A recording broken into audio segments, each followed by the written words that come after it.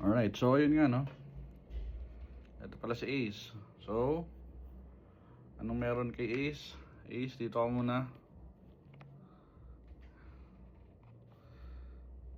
Okay. Yung box niya, open ko na. Ayan.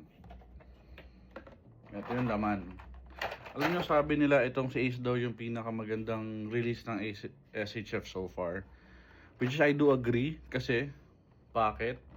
Una, ayan no, may kasamang effects men. Tas ang dami. Tapos ayun nga, soft goods pa. Ito yung scarf niya. Tapos ayan, nakita nyo naman yung robe niya ito. Soft goods, di ba?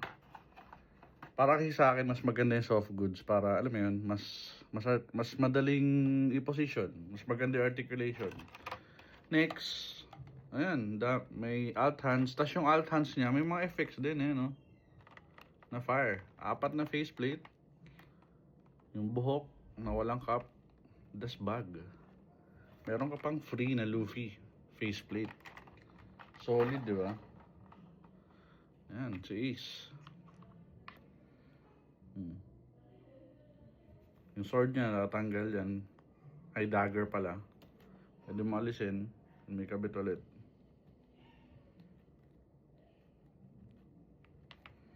Yan, itong cup, syempre, natatanggal yan. Ayan, o. Tara. Picture time.